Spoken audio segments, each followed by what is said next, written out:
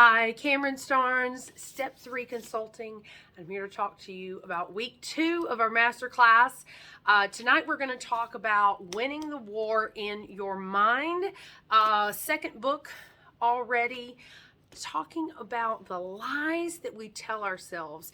You know, whether it's on purpose, sometimes it's most of the time it is not.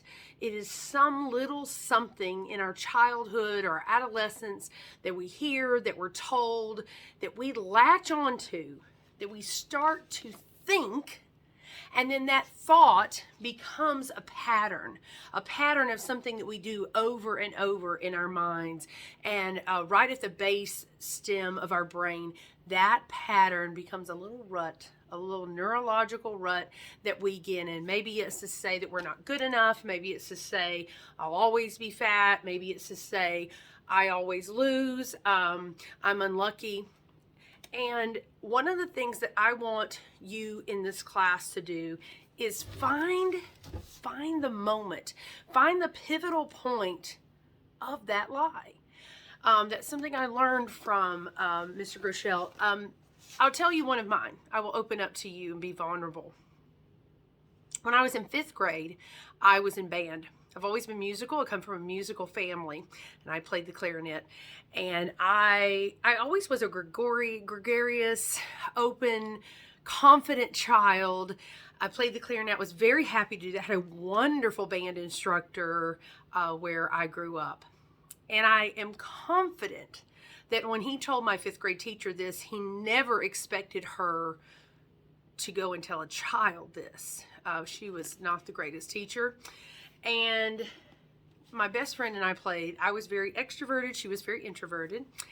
And she decided to tell us, we were getting ready for solo and ensemble. It was a big deal. Everybody had you practice and practice one solo piece to play in front of a judge, and then you got a 1, 2, or 3.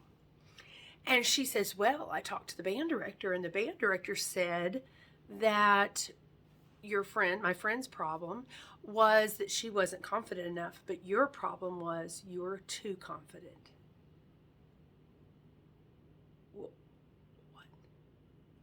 It never occurred to me as a child, now this is a 9-year-old, that confidence was a problem or that I shouldn't be confident. But I remember that sticks out in my brain like, oh, that's an issue. That led me, even in college, as a music major, I held myself back.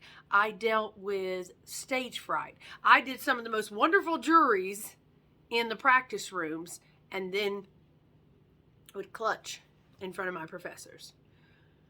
And it took me a long time to get over that because there's something wrong with being confident.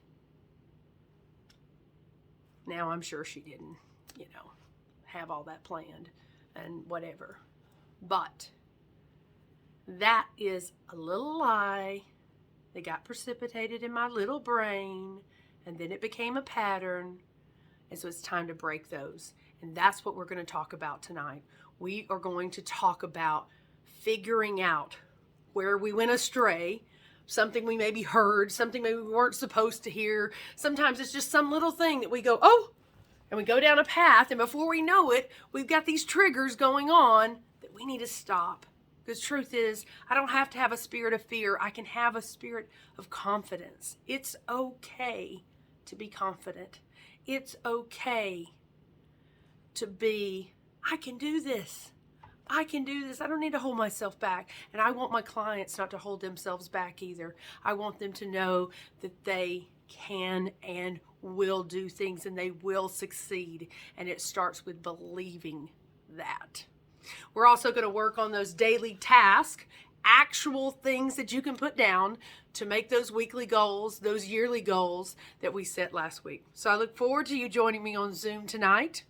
I will put the Zoom link down below, and we look forward to seeing you working these things out, working together in collaboration to get you 3 steps ahead of where you want to be. Look forward to seeing you there.